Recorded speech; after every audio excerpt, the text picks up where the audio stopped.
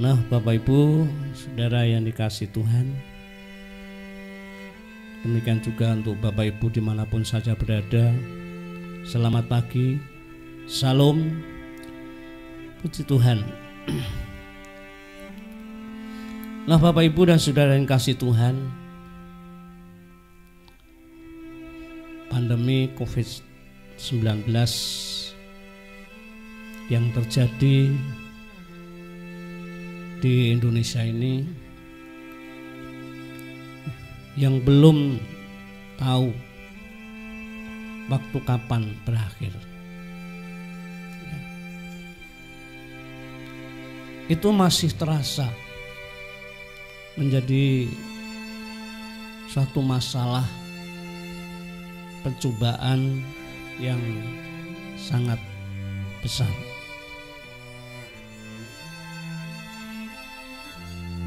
Membuat banyak orang gelisah menghadapi situasi yang ada saat ini. Keadaan serba berubah, tidak seperti dulu sebelumnya. Ya, ini menjadi sesuatu perkara yang tidak mudah.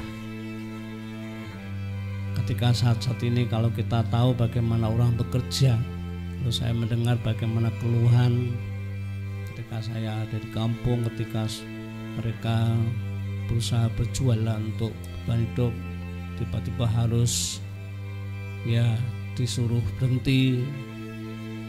Barang-barang sudah dibuat tidak laku, bisa rusak. Wah, itu menjadi suatu masalah yang sangat besar bagi mereka. Nah, ini pun juga hal yang lain. Ya, dampaknya begitu sangat luas. Ini perkara yang sangat menyusahkan begitu bagi banyak orang. Nah, kita akan baca firman Tuhan ya untuk menguatkan kita. Kita baca dalam 1 Petrus pasal yang pertama. 1 Petrus pasal 1, kita baca ayat 6 dan 7.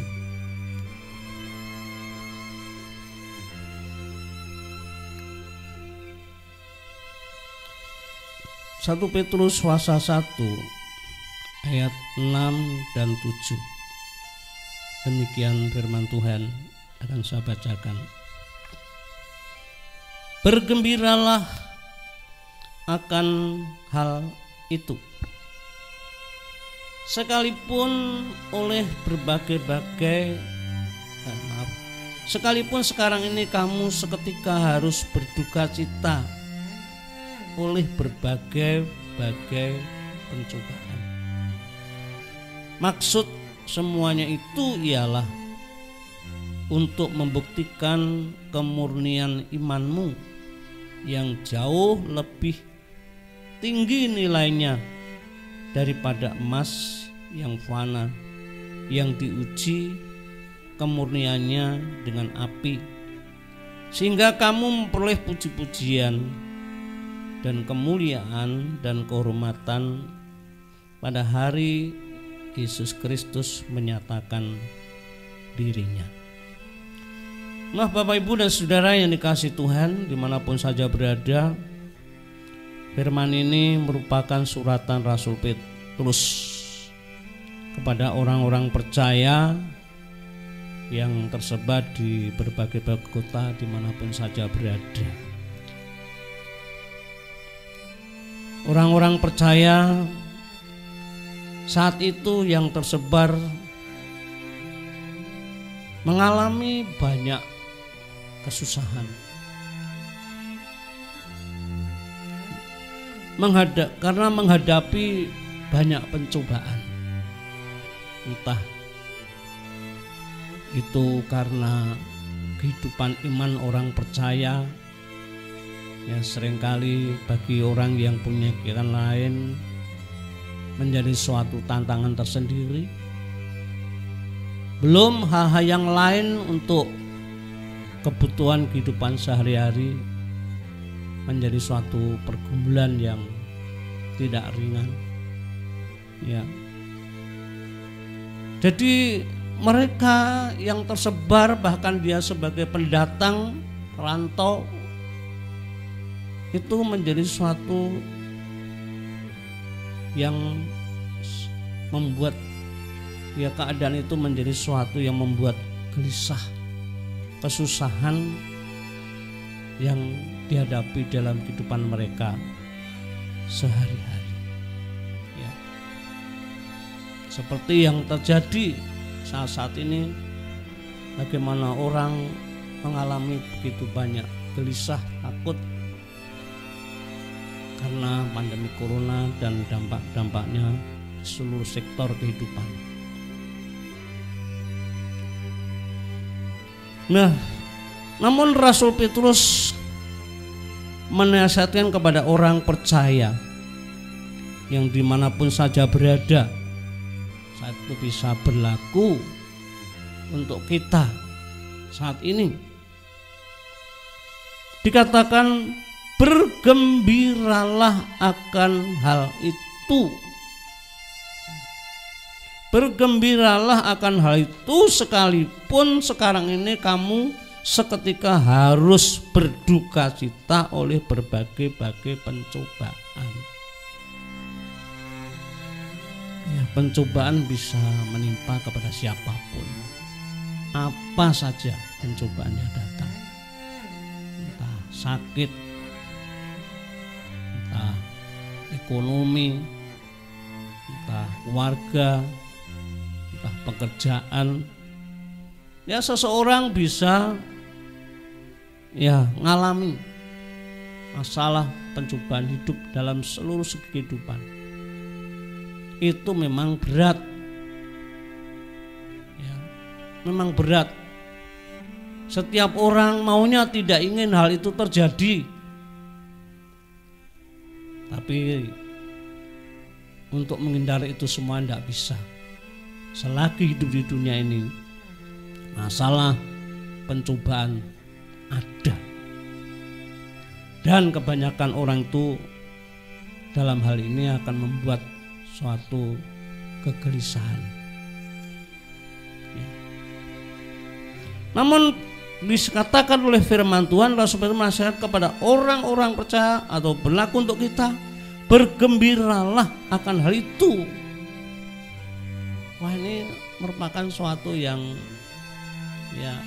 kontradiksi, suatu yang bertentangan dengan pemikiran manusia pada umumnya. Dikatakan suruh bergembiralah akan hal itu, dan itu sesuatu yang sangat ditekankan.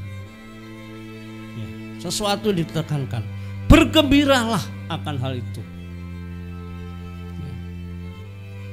Dan itu sangat ditekankan.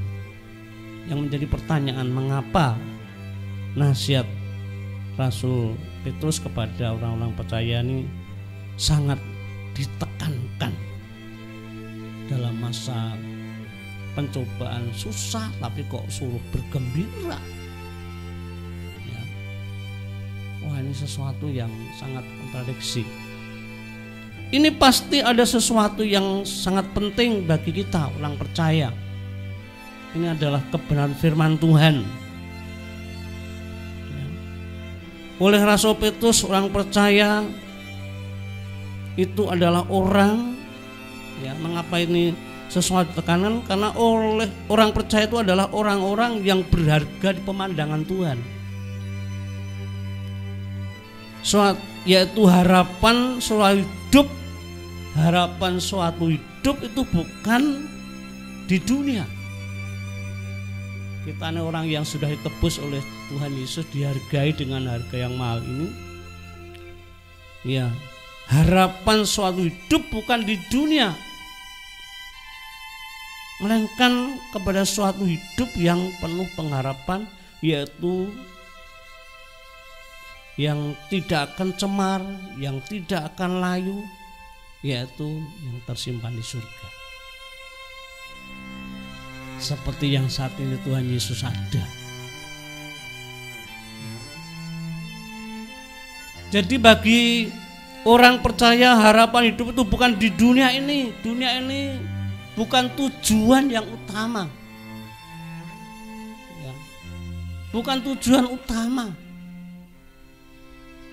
Tapi harapan hidup ini tujuannya adalah di tempat di mana Tuhan ada, tempat yang tidak akan cemar, tidak akan layu, yaitu di surga.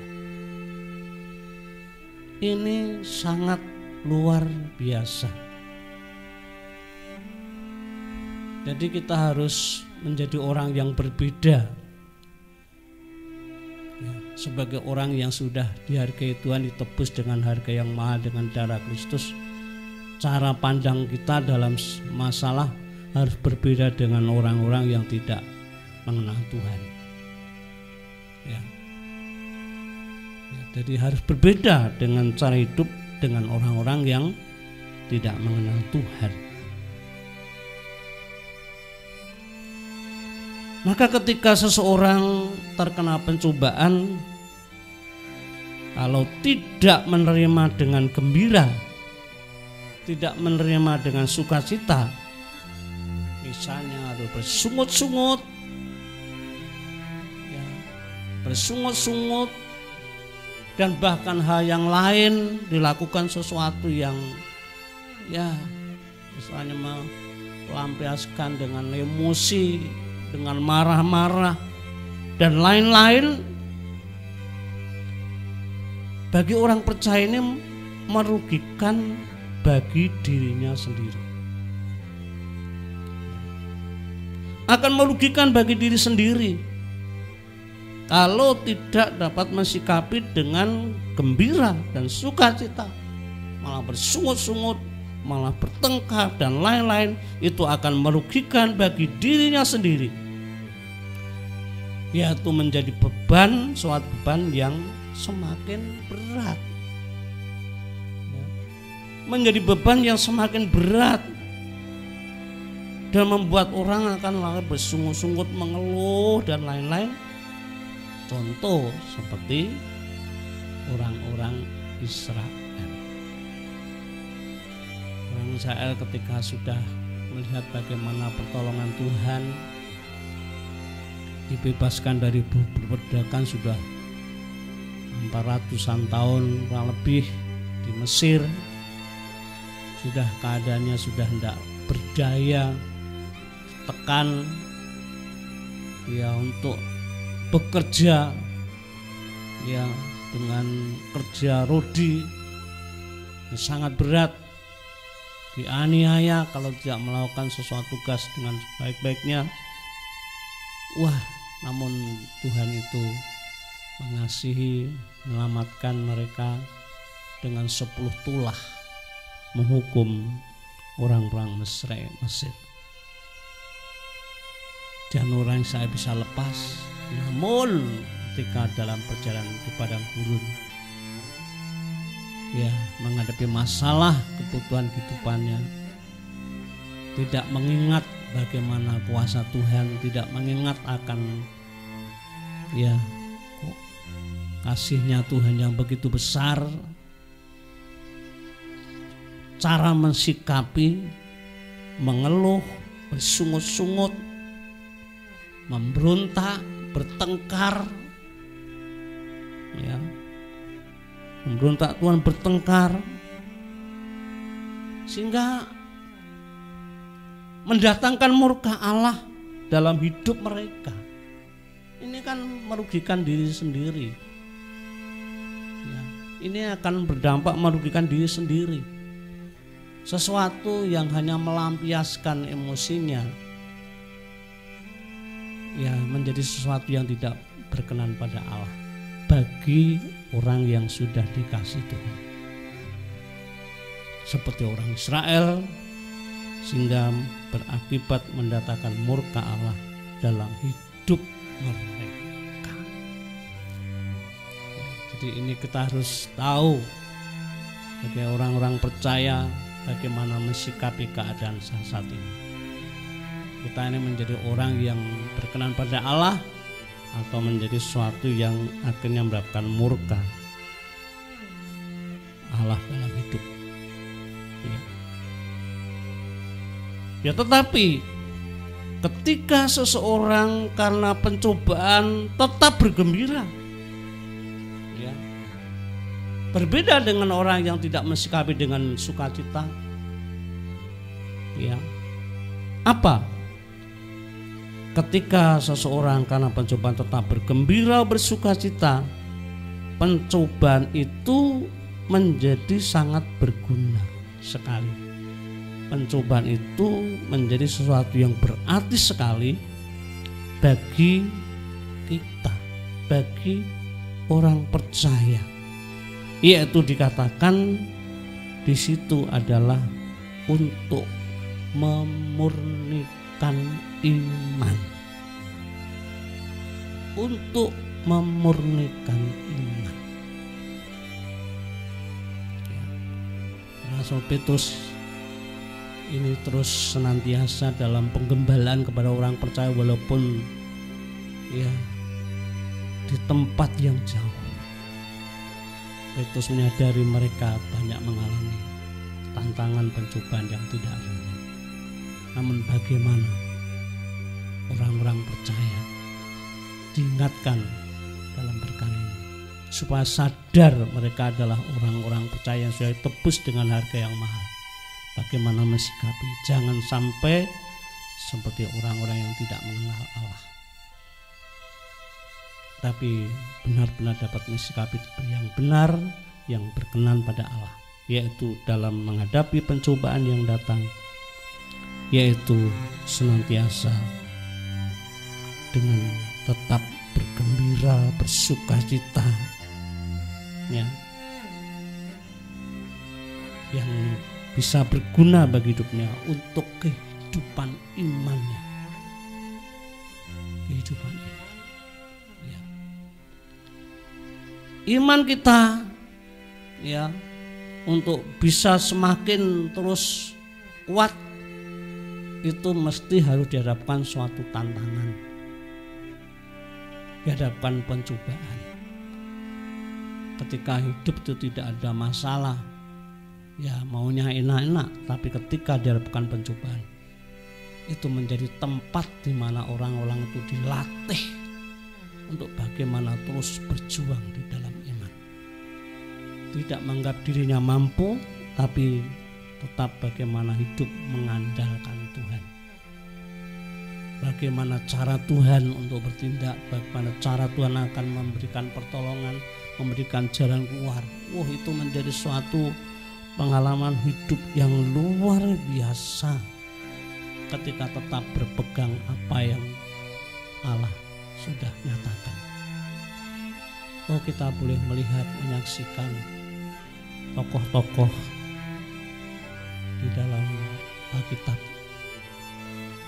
tokoh-tokoh iman, perjuangannya bagaimana tetap senantiasa terus ya di dalam iman kepada Tuhan. Itu wah sangat luar biasa. Dihargai Tuhan, dimuliakan Tuhan, dipuji oleh Tuhan, ya, dipuji oleh Tuhan. Banyak orang yang terberkati. Kita melihat contoh Yusuf saja lah. Ya, kita tahu bagaimana Yusuf ini sebagai seorang anak yang masih remaja, punya saudara-saudaranya begitu banyak, kakak-kakaknya, namun dibenci oleh kakak-kakaknya, saudara-saudaranya, hanya karena ayahnya Yakub mengasihi Yusuf lebih daripada saudara-saudaranya. Wah, mengalami penderitaan yang sangat besar. Oh, susah memang. Kita tahu bagaimana perjalanan hidup Yusuf, berapa tahun harus mengalami banyak penderitaan. Namun karena tetap senantiasa di dalam iman kepada Tuhan, tetap mensikapi dengan benar, kita tahu endingnya diangkat oleh Tuhan, dihargai oleh Tuhan. Begitu luar biasa. Sadra, Mesa, Abednego ya tetap bertahan di dalam iman ketika diperintah oleh Raja Nebukadnezar untuk menyembah patung yang dibuatnya. dibuat oleh Nebukadnezar, dia tetap tidak mau, lebih takut pada Allah daripada raja, walaupun risikonya sangat besar, nyawa menjadi taruhan. Ya, diberi sanksi nanti masuk ke dapur api yang dipanaskan 7 kali lipat.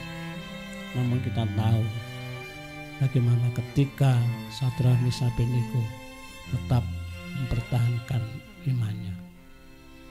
Saat itu Tuhan nyatakan kasih-Nya, dipermuliakan oleh Tuhan. Ya, sehingga juga menjadi kepercayaan daripada Raja Nebukadnezar. Luar biasa. Ya. Hal yang lain pemennya Daniel juga demikian. Ketika banyak orang yang iri, ya, untuk bagaimana mereka untuk bisa dihukum, ya, dimasukkan dalam gua singa, tetap ya menunjukkan sikapnya yang takut akan Allah. Tuhan pun juga menolong.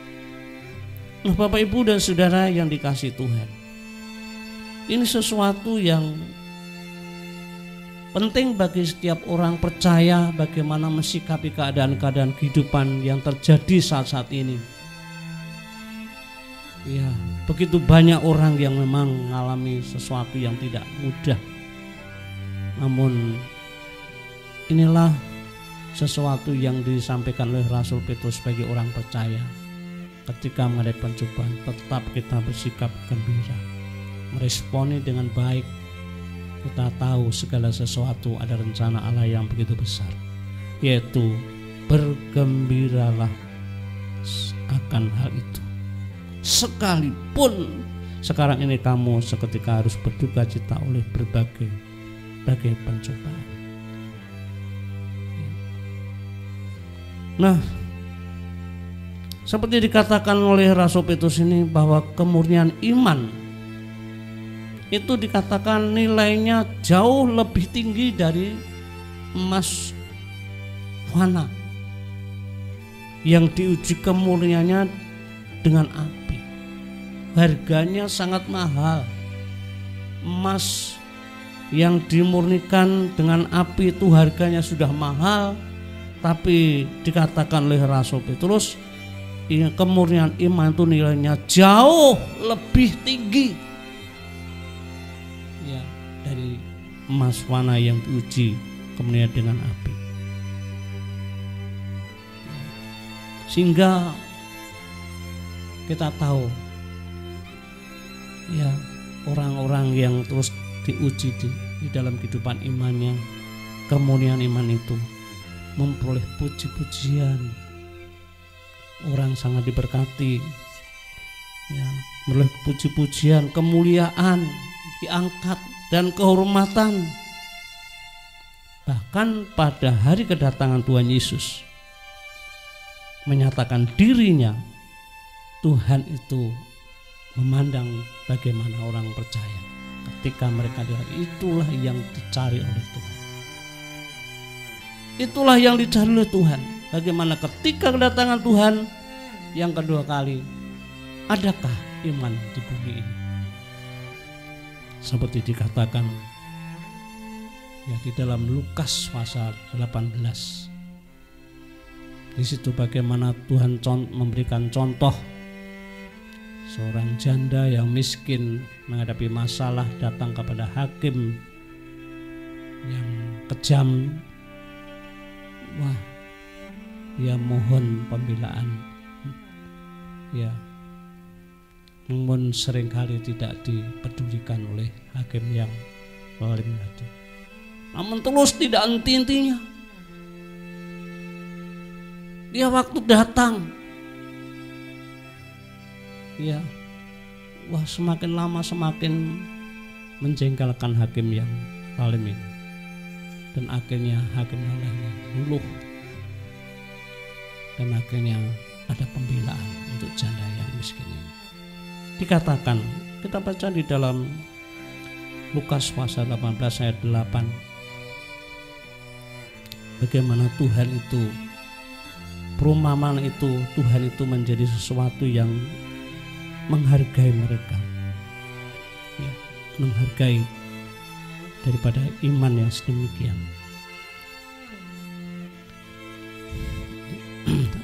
Ada 8 di situ yang dalam bagian B, ya. Tapi saya baca seluruhnya. Aku berkata kepadamu, ia akan segera membenarkan mereka. Akan tetapi jika Anak Manusia itu datang, adakah ia mendapati iman di bumi?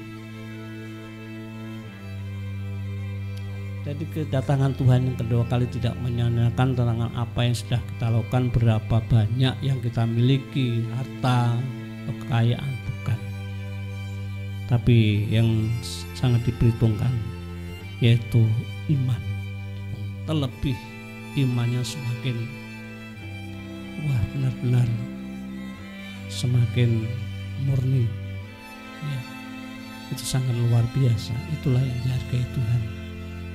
Bagaimana ketika kehidupannya dalam perjalanan hidup menghadapi tantangan, fitnah, tetap menunjukkan sikapnya orang yang benar di mata Tuhan. Wah, itu sangat dihargai. Secara alamiah saja kita melihat bagaimana tokoh-tokoh iman diangkat oleh Tuhan, dimuliakan, dipuji. Ya, namun kita tahu bagaimana datang Tuhan yang kedua kali. Itu lebih lagi. Bagaimana Tuhan akan mengangkat kita masuk di dalam kemuliaannya bersama-sama dengan Tuhan. Ya, maka dalam hal ini, ya, sebagai suatu ajakan, mari kita terus berjuang untuk iman kita dalam keadaan apapun yang saat ini kita hadapi sekarang ini. Kita tahu kita sebagai keluarga, orang tua, punya anak-anak, ya, kadang-kadang dengan situasi ini pun juga kita melihat anak-anak kita kena dampak daripada pandemi ini dengan pekerjaannya dan lain-lain. Namun mari kita melalui firman Tuhan ini, ya, kita terus berjuang untuk iman. Kita tidak mensikapi dengan pesimis, tapi mari kita sikapi dengan apa yang Rasul Petrus sampaikan kepada orang-orang percaya. Sebab iman itu sangat berharga di hadapan Allah, lebih daripada emas yang dimurnikan. Nah, untuk itu Bapak, Ibu, dan saudara yang dikasihi Tuhan, biar melalui firman Tuhan jadi berkat bagi kita. Kita doakan untuk anak-anak Tuhan dalam situasi demikian supaya tetap bertumbuh di dalam iman. Kita yakin semuanya agar anak Tuhan semakin terus, ya, berkenan pada Tuhan. Tuhan Yesus memberkati.